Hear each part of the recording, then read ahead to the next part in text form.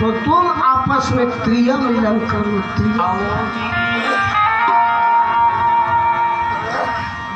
दोनों झंडाई वशिष्ठ सलाह देती नंतर ध्यान वशिष्ठ के कहे अनुसार ये दोनों झंडाई मन आपस में क्रिया मिलन कई भगवान शिव जी के ऐसे असीम कृपा हुई। छोटे रानी